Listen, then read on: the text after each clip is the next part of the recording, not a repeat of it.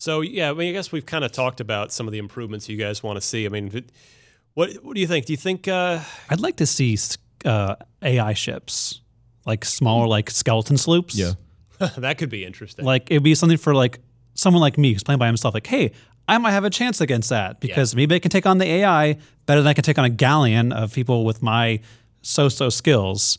And like having like there's gonna be a reward in that ship. Unlike if I chase the sloop for a mile and realize, oh, they don't have anything, I just wasted my time. They didn't have anything on the board.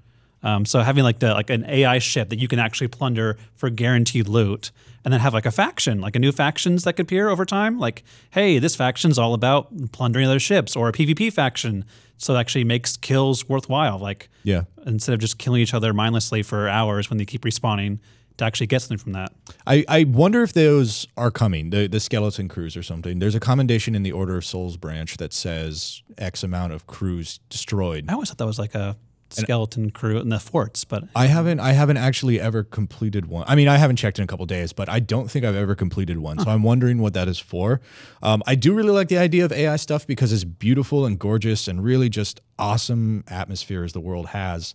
There are times where it just feels kind of empty, and I know that's on purpose to make seeing another pair of sails an event, like I mean, it is for sure to elicit an emotional response from me for sure. Yeah. But I mean, I don't see why you couldn't have like a floating skull fort, like a skeleton man of war floating around with like a bunch of treasure in the hole. That was one thing I like because I love pirate games. I've loved since Monkey Island and Sid Meier's and Wind Waker too. And people were kind of divisive about the Great Sea Wind Waker, but I love that there was always something on the horizon to go towards. And like sometimes you'd find an enemy ship that would fire at you, or like a fort, or there'd be a ghostly like spectral ship coming by, or a little submarine full of people you can talk to. Right. Like I want to see more things that are in that ocean besides just the same shipwreck I've seen 20 times before. The Athena's Blessing. And the Kraken without a body. So cool to see a ghost ship.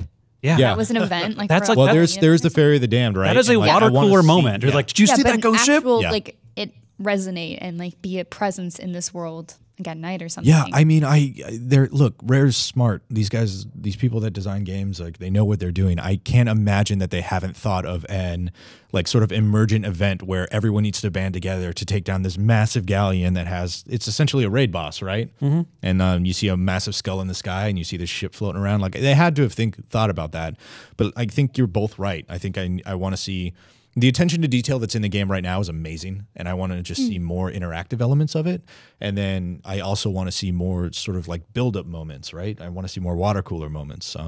I think there's a lot that can be done with this game, and I really hope people give it another chance 6 months from now. Yeah, and it's going to be very interesting to see where it lands in 6 months, in a year, and compare it to now. I mean, you may end up re-reviewing this game. I'm almost certainly going to. Yeah. And in fact, I actually hope you end up doing that, because that'll mean there's been enough changes to it that it warrants it. So and I mean, the overtones of this conversation have been kind of negative, but I think we've been pretty balanced. But I just want to say, like, I do enjoy the time that I spend with my friends in there. Like I was at work until midnight last night just capturing for the review, and I was having a lot of fun, you crack open a beer and play Sea of Thieves with your buddies and go plunder ships, and like there's a lot of fun to be had in there. It just has an asterisk next to it.